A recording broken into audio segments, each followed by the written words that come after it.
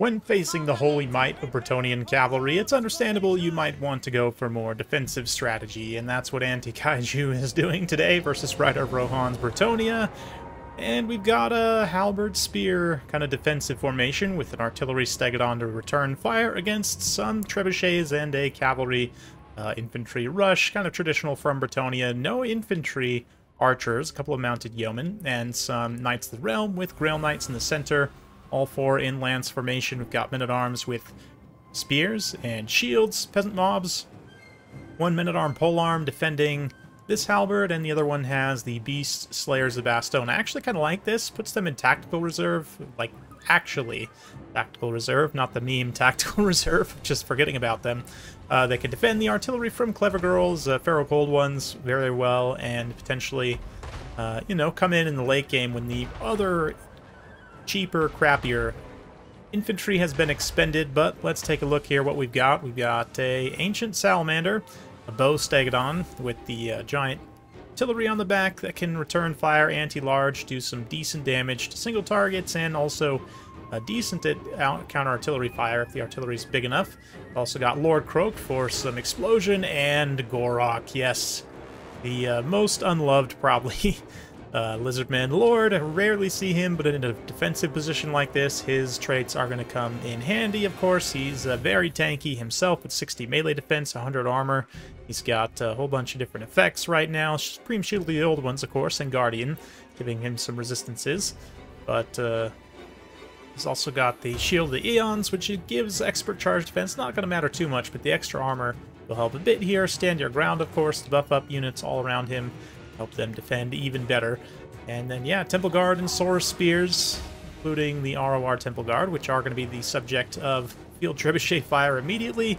Bowsteg is going to be firing back, doing some damage. So far, hasn't killed any of the artillery pieces. This works best if you have some XP chevrons on the Stegodon to increase its fire rate and accuracy, although it looks like it did just take down one trebuchet there. Field artillery pieces getting some good damage on those Lizardmans out there somewhere. Nice little arc of fire on the back slope of this hill, too. Very good stuff. You can see the little salamander shots landing in the front line, so both players just going to kind of artillery fire at each other for a minute. This is actually probably an advantageous situation for Bretonnia, honestly. Could just sit back. But Rider Rohan wants to get things going, so he's going to start to move in some of his peasant mobs here, move in the Fey Enchantress to start draining, see if he can finish these Star Chamber Guardians. Yeah, there's not really any healing here for the Lizardmen, so there's no way to restore them. But we do see Shield of the Eons get popped immediately. 145 armor on the Star Chamber Guardians with that active. A bit of Earthblood on the Fey's side. And both players just kind of patiently assessing right now. Anti-Kaiju not wanting to leave his defensive position, which is understandable. Terror kicking in a little bit as the Ancient Salamander is close enough to help those peasants see the error of their ways as they get routed off. Grail Knight starting to charge in, getting some damage on those Temple Guard. Croak's going to return fire as well. A nice pizza delivery. Can see a free growth here on some of those Grail Knights as they get detonated to help stave off some of that damage. Actually did a pretty solid amount of damage to both units. They're going to continue their cycle charge, so yeah, a lot of people aren't going to like this, whether it's the defensive position or the cavalry cycle charge. That's fine. Y'all are entitled to your opinions, of course, but these are technically valid ways of playing under the tournament rule sets. We'll see here another pizza delivery going off. Anywhere that cavalry blob lands, Anti-Kaiju is just going to respond. The issue, of course, is that it certainly does a great job detonating the peasants. A lot of the models of the Grail Knights and others can get out of the way before it goes off. It does have a relatively long wind-up time, so Rider Rohan, if he notices, can avoid the damage to a fairly large degree with his cavalry units. But that being said, Star Chamber Guardians, despite everything, still holding out. A little bit of Supreme Shield of the old ones to help them out. And a lot of the Knights of the Realm actually starting to run out of steam. He's fairly sturdy, decent Lizardmen infantry. Obviously, great weapon strength, can hit very hard. So the Bretonnian units, yeah, even eating some friendly fire there from some of the field trebuchet shots as they try and get in to the Saurus behind them. And the Ancient Salamander also got to be a little bit careful. Definitely wants to stay on top of spears as much as possible. If it gets soloed out by these Grail Knights, it's going to get absolutely destroyed. But right now, trying to bail out this Temple Guard from getting chased off by the Yeoman Archers. Lands a little bit of friendly fire in there, but let's see. Looks like the Grail Knight's charging. And the Salamander will take quite a bit of damage on that approach, especially once it jumps in to get surrounded, but looks like a lineup for a pizza delivery, and I don't know if Rydor Brohan's actually going to notice this one in time. Looks like he's prioritizing his micro elsewhere. Tries to pull away at the last second, takes a brunt of the damage there, still only on one unit, and still doesn't do a huge amount of damage, but it does save the Salamander, at least for the time being. That said, the infantry for Lizardmen, I mean, he's still got quite a bit left. Star Chamber Guardians just still holding out despite everything.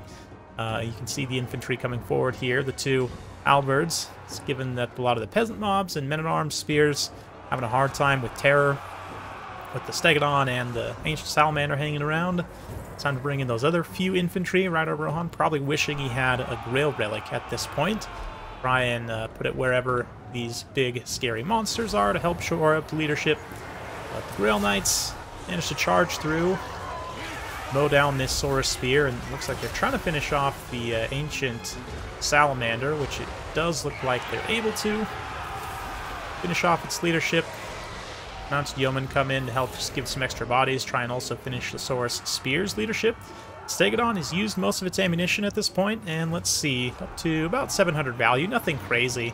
Yeah, the bow stake doesn't tend to be the wildly cost-effective thing, of course, just with its ranged attack. Obviously, it is a big, scary, chargy monster in melee, but let's see how it does in this late game with still a lot of HP left to give. And the key for the key to victory, if you will, victory condition or win condition for anti-kaiju is definitely to just take out the anti-large tools. The Stegodon will be able to pretty much mow through the rest. Force Loaded Croak also providing some really nice anti-infantry. Basically just has to kill the threats to his single entities here, mainly being the Grail Knights, which certainly easier said than done, especially without any slows or anything else. Bowstag could just set its artillery blast to try and shoot the Grail Knights unit models at this point, maybe. It does have 5 shots left, but unfortunately the Ancient Salamander, yeah, is getting chased off there, which is also occupying one of those Grail Knights for some time, but let's see. The Stegodon moves in, all the Lizardmen infantry, and of course Gorok himself also still standing. Just absolutely putting a number on the Beast Slayers of Vastone here. Probably trading okay though, despite everything, but yeah, definitely getting terrified away there. The regrowth on the Grail Knights to keep them going, and the Trebuchet is still pounding away as well. Get a really nice blob to fire into. At this point, they've got some shots left all around, and Lizardmen don't really have a way of threatening them, so unfortunately it does seem like they're going to be able to use all their ammunition, but at least Lizardmen can take solace in the fact that once all of their infantry are gone, if the Trebuchets do continue to fire at their single entities, be doing some friendly damage for sure. Probably have already done a pretty good amount of friendly damage, to be honest. But all's fair in love and war, as they say. Shots don't discriminate, they're just kind of firing in that direction, right? So, let's see how it does. Both sides having issues with their support infantry's leadership and having to resort to using just whatever units they can to throw in here. For the Bretonians, at least, Lizardmen don't really have anything else to throw in. They're just kind of all in at this point and trying to defend this center position. But Lord Croak, of course, doing pretty good at this point, as is the Stegodon. Surgical strikes from the Grail Knights are going to try and get through and get on these single entities, but right now there's still just enough of these infantry left that they can't fully get through. Although that won't be the case for much longer, so let's fast forward a little bit through this mid-game. I say mid-game because this is going to go on for some time. See the Trebuchets throwing their shots, trying to get rid of the infantry. The Grail Knights also rear-charging wherever they can. Do the same. Bretonnian infantry just doesn't have the leadership to hang around in this fight, so they won't. Mounted Yeoman being used beautifully out here. Chase some routing units as well.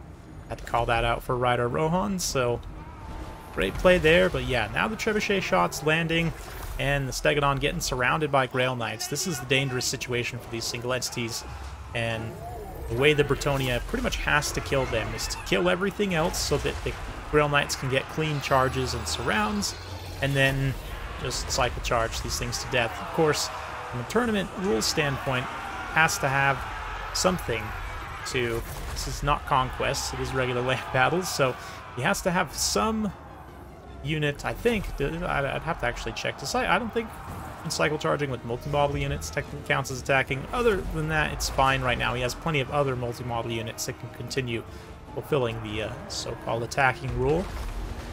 But Grail Knights are going to have to do some heavy cycle charging here. The Fanchantress also has to be super careful not to get routed off herself. She is very low at this point. So, yeah, between poison and wounds, weapon strength just absolutely in the dumps. Not like she'll do much in melee combat anyway, so might as well just hang around far outside, make sure her leadership doesn't break. Grail Knights there, get a nice surround on Lord Croak. The Beast Slayers of Bastogne also still hanging around, just barely. Getting a little bit of extra damage there. Certainly helps their Regiment of Renown status, being high leadership. Higher leadership, at least. Not necessarily high, but better. Better than terrible. Grail Knights also cycle charging the Stegadon here, and best for Bretonnia if they can split these single entities up. Like right now, having the three of them all in a pile is not ideal, but Lord Croak's down about 250 HP. Another charge should pretty much finish him off. Lizardmen standing firm though. Gorok, his melee attacks in particular are going to be quite scary here. Let's see, Halberds just getting mown down by Croak in a charge there. Grail Knights getting a little bit of a surround, but once the Halberds stand up, they can do a couple of attacks here, and might actually, yep, they do. It's the humble Halberds finishing off Great Lord Croak as he pops. And now we'll continue fast forwarding, as again, this is going to go on for some time. Cycle charging, even the yeoman here. Some people hate my pronunciation, but I do it just for fun. And, of course, Beast Slayers also, again, getting terror routed and finally shattering. Grail Knights just barely holding their leadership together also. And the Trebuchet crew being thrown into melee here. You know times are dire when the Trebuchet crew has to fight.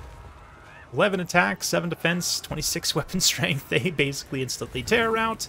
But it's enough to actually rout the Stegadon's leadership as well. It's going to be super important in this late game. Grail Knights charging a little Dread Crescent here. And that should be enough to properly finish off the Stegadon now that the Grail Knights can chase him off. So we'll continue fast forwarding there. Trebuchet continues firing what little ammo it has at Gorok. Stegadon does fall to the lances of the Grail Knights.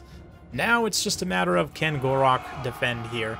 He does have expert charge defense and charge reflection. So best thing to do is, yeah, just brace him up as much as he can. He's still going to get probably knocked over here. Maybe not, actually. He managed just to defend that charge. Shield of the Eon's active, giving him some extra armor. Smashes a Grail Knight model there. Let's continue fast-forwarding as Gorok makes his final stand. Given the Chad he is, it will probably take him quite some time. Either win or admit defeat. Let's see here. Both are definitely a possibility as he fights this unit of Grail Knights. They stay in for a decent amount of time just to maximize their charge bonus and actually get a full surround, get some hits. The Trebuchet crew also is actually super important right now, taking extra damage, absorbing some of the splash attack damage from Gorok here. But is it going to be enough is the question. Cycle charging Grail Knights pull away. They are wavering. Certainly the Trebuchet crew is not enough in and of themselves to win. And that Grail Knight's down to 4 unit models, 9 unit models there. Trebuchet crew is wavering, but their leadership manages to hold as the glorious Knights fight by their side. Who will win here? That is the question. Gorok uses his cold blood on himself. Keep his leadership high. Shield of the Aeons as well. Juiced up his armor to 160. So the peasants, even if they are the Trebuchet crew, they're not doing any damage, even if they are getting hits. Gorok takes another swing there, another charge of the Knights, a few more lance strikes. Trebuchet crew routs. More Knights fall. But yeah, it looks like down below 800 HP. That stand your ground had been active for a moment there for Gorok. I'm gonna just, you know, add to the suspense by taking the health bars away, and we can just appreciate this game in all its bloody glory as Gorok tries to fend off these Grail Knights. Basically superhuman, blessed champions of the lady here. Taking a risky sustained engagement, but Gorok also does not seem to be finishing them off, and it looks like his leadership falters. And the Knights are able to clutch out the win there. Quite the battle. Very, very interesting stuff. The cycle charge versus the box, and ends up being extremely close. Basically could have been a toss-up either way there at the end in terms of RNG, so very well played to both players. Definitely a fun one for sure. Faye didn't actually get that much drain value considering everything was scary to fight in melee here, but she did get some, and lots of healing value, obviously. The one Grail Knight, 3,500 value, 20,000 damage dealt. Just absolutely clutch. Best cavalry in the game. Even though I said best in class for Crushers, well, yeah, maybe Crushers are actually better than them now that I think about it in specific use cases, but as far as traditional cavalry goes, horse-mounted cavalry, Grail Knights kind of, yes, technically straddle the line of monstrous and horse cavalry. Let's not get bogged down in that. Incredible performance. 10,000 damage dealt for the other ones still. Absolutely fantastic. Both the trebuchets also get really good value. One of them doubling, more than doubling, which is fantastic for a trebuchet. Beast Slayers also do okay. Don't quite pay for themselves, but certainly perform better than any of this other infantry here. It'd be nice if you had this as just a regular unit option. Like, you know, foot squires with pole arms. Maybe I'll ask CA about that, but yeah, as far as Lizardmen's go, Broke and Gorok, absolutely massive value. The Temple Guards also, despite getting nuked by trebuchets, get really good value themselves. Sora Spears, not quite as much, don't quite pay for themselves, but they also were subjected to quite a bit of trebuchet fire there. Yeah, some people aren't going to like Kaiju's playstyle here, but I kind of understand when you're facing the might of Bretonnia, might as well just turtle up with lots of anti-large smashy bits and, yeah, try and profit. But that's it for today. Hopefully you guys enjoyed. If you like this sort of content, be sure to like, subscribe, hit that bell notification button. Every time I upload a new video, you'll be notified. Thanks again. We'll see you next time.